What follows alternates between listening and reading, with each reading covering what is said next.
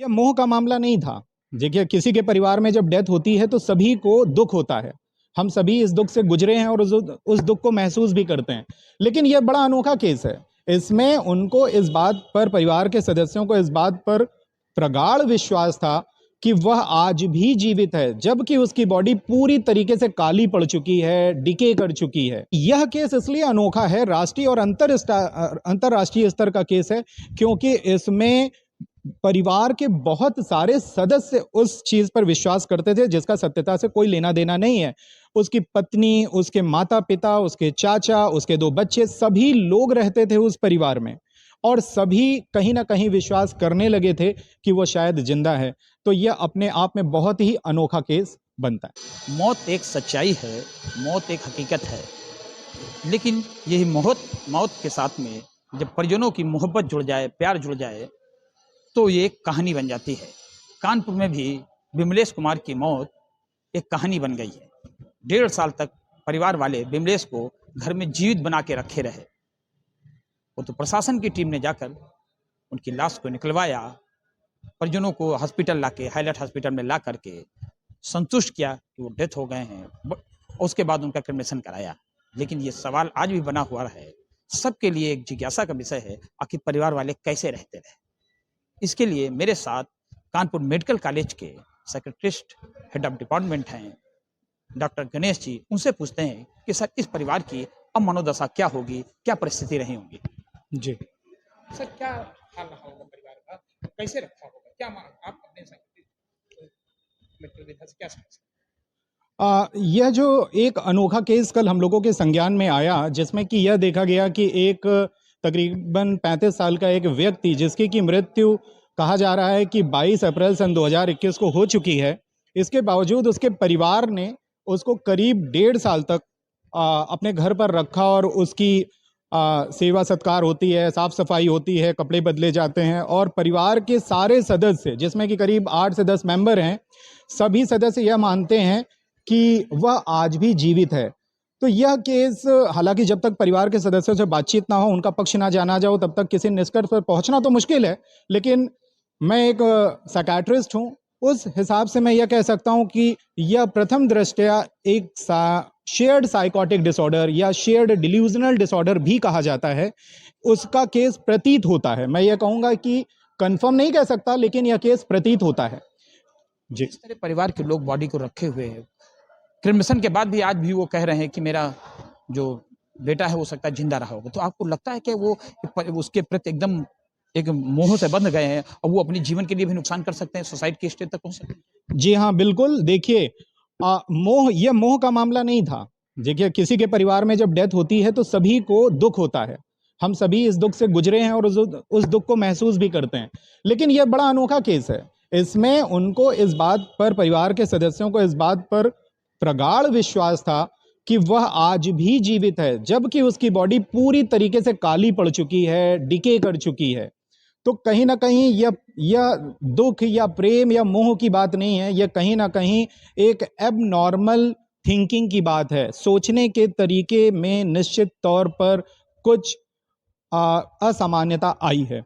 और जब परिवार के कई सदस्य इस प्रकार से विश्वास करते हैं तो हम लोग इसको शेयर डिल्यूजनल डिसऑर्डर कहते हैं और निश्चित तौर पे परिवार के सदस्यों को भी सहायता की आवश्यकता है, उन्हें बातचीत करने की आवश्यकता है। शायद उनके मन से कभी दुख ना निकला हो, उनके दिलो दिमाग से उस तकलीफ, उस दुख को निकालने की आवश्यकता है।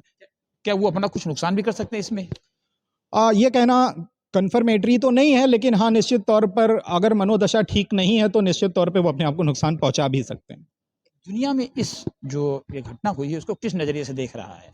आपके जो मतलब मेडिकल साइंस है उसको किस नजरिए से आकलन कर रहे हैं? यह मेडिकल साइंस का एक बहुत ही अनोखा केस है, बहुत ही अनोखा केस। भारत में ऐसे केसेस हो चुके हैं। सन 2010 में इंडियन जर्नल ऑफ साइकाट्री, हमारा जो ऑफिशियल जर्नल है हम साइकाट्रिस्ट लोगों का, उसमें ये केस रिपोर्ट हुआ था। सन 2015 में और 18 में कोलकाता में 2 केसेस हुए, जिसमें कि एक व्यक्ति ने अपनी बहन को 6 महीने तक मरने के बाद भी अपने घर पे रखा हुआ था।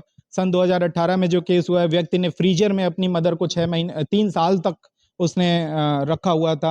हालांकि उनके आरोप कुछ अलग थे कि वो शायद पेंशन वगैरह विड्रॉ करते थे। लेकिन यह केस इसलिए अनोखा है, राष्ट्रीय और अंतर्राष्ट्रीय स्तर का केस है, क्योंकि इसमें परिवार के बहुत सारे सदस्य उस चीज पर विश्वास करते थे जिसका सत्यता से कोई लेना देना नहीं है। उसकी पत्नी, उसके माता पिता, उसके चाचा, उसके 2 बच्चे, सभी लोग रहते थे उस परिवार में और सभी कहीं ना कहीं विश्वास करने लगे थे कि वो शायद जिंदा है। तो यह अपने आप में बहुत ही अनोखा केस बनता है। आपकी नज़र में वो क्या-क्या करते थे? गंगा जल से नहलाना, बैठालना, पूजा करना, हवन करना, किस तरह से उन्होंने बदबू छिपाई? क्या लगता होगा? क्या मुझे लगता है कि ये छिपाने के उद्देश्य से शायद नहीं करते रहे होंगे। जब उनका विश्वास इस बात पर था कि उनके घर का सदस्य जो है, ये व्यक्ति है विमलेश, ये इनकी मृत्यु नहीं हुई थी, बल्कि वह कोमा में चले गए हैं लेकिन जीवित हैं। जबकि डॉक्टर ने जिस अस्पताल में ये भर्ती थे, 22 अप्रैल सन 2021 को डेथ सर्टिफिकेट ऑलरेडी दे रखा है। उसके बाद सुनने में आता है कि वह और भी 1-2 अस्पतालों में गए थे जहां डॉक्टरों ने उनको मृत घोषित कर दिया था। तो फिर ऐसे व्यक्ति को लगातार केयर करना, लगातार उसकी सेवा करना, या कहीं ना कहीं ये तभी व्यक्ति कर सकता है जब उसको बहुत ज्यादा एबनॉर्मल लेवल पे उसका विश्वास हो कि नहीं, व्यक्ति अभी जीवित है। तो वो उसकी सेवा सुनने में आता है करते थे, रोज साफ सफाई करते थे, साबुन से उसको सफाई कर रहे हैं, कपड़े बदल रहे हैं, चादर चेंज कर रहे हैं। तो गंगा जल से सुनने में आ रहा है कि शायद साफ सफाई करते थे। तो शायद ये सब चीजें कहीं ना कहीं लगता है? ये मम्मी बन गई थी? मैं इस फील्ड का तो एक्सपर्ट नहीं हूँ, फॉरेंसिक डॉक्टर्स इस बारे में बेहतर राय दे सकते हैं, लेकिन मेरी जो जानकारी है कि बॉडी 2 तरीके से डिस्ट्रॉय होती है मृत्यु के बाद। एक सड़न की प्रक्रिया के द्वारा, प्यूट्रीफैक्शन के द्वारा, एक कई बार कुछ रेयर कंडीशन में बॉडी सूखती चली जाती है जिसको ममीफिकेशन कहते हैं। इसको जो इजिप्ट में और मिस्र में जो ममी बनते हैं उससे कंफ्यूज नहीं करना चाहिए। वो एक डिफरेंट प्रोसेस था जिसमें विभिन्न प्रकार के लेप और दवाइयां और बहुत सारी चीजों से शायद वो बॉडी को प्रिजर्व करते थे, और उसमें बॉडी के इंटरनल ऑर्गन भी रिमूव कर देते थे वो लोग। लेकिन यहां पर तो वो पूरी बॉडी एज इट इज रखी हुई थी, तो शायद यह ममीफाइड हो गई थी, जहां तक मेरा नॉलेज है। आप क्या माने, हम चूंकि मेडिकल कॉलेज से जुड़े हुए हैं, लगता है कि ये आपके छात्रों के लिए एक स्टडी का सब्जेक्ट हो गया है ये? यह सिर्फ हमारे छात्रों के लिए स्टडी का विषय नहीं है, यह पूरे मनोरोग विधा में एक स्टडी का विषय निश्चित तौर पे ये रहेगा। एक अपने आप में एक लैंडमार्क केस बनेगा। ये मेडिकल साइंस की हर फील्ड के लिए एक लैंडमार्क केस बनेगा, और समाज के लिए भी लैंडमार्क केस इसलिए बनेगा क्योंकि उस परिवार के सारे सदस्य पढ़े लिखे लोग हैं। उनकी सुनने में आता है धर्मपत्नी भी बैंक की एक मैनेजर हैं। तो समाज के लिए यह केस इसलिए महत्वपूर्ण है क्योंकि देखने में हम सब कितने सामान्य लगते हैं, वो परिवार कितना सामान्य लगता था, लेकिन इतनी बड़ी बड़ी घटनाएं निकल आती हैं। तो समाज में मानसिक समस्याएं बहुत स्तर पर, बहुत बड़े स्तर पर बढ़ चुकी हैं। हम सभी लोगों को निश्चित तौर पे मानसिक समस्याओं की जागरूकता लानी चाहिए, और हमें इन सब तरीकों की चीजों के लिए, घटनाओं के लिए निश्चित तौर पे जागरूक रहना चाहिए, अपने परिवार के सदस्यों को बचाना चाहिए। तो ये है कानपुर मेडिकल कॉलेज के सेक्रेटरिस्ट डॉक्टर गणेश। ये मेरे पीछे मेडिकल कॉलेज है जिन्होंने साबित किया है कि ये विषय अब उनके छात्रों के लिए एक स्टडी का विषय होगा। सारी दुनिया के मेडिकल साइंस के लिए स्टडी का विषय होगा, लेकिन एक साथ में उन्होंने चिंता भी जाहिर की है कि जिस तरह से परिवार के लोग विमलेश की बॉडी को जीवित मान के अपने यहाँ रखे थे, उसके बाद उसका क्रिमिनेशन कराया पुलिस ने, तो कहीं ऐसा ना हो कि वो उसी भावना में बहकर अपने साथ कुछ गलत कर लें। इसलिए उनको भी केयर करने की जरूरत है। उम्मीद है कि प्रशासन इस दिशा में नजर रखे होगा। रंजय सिंह,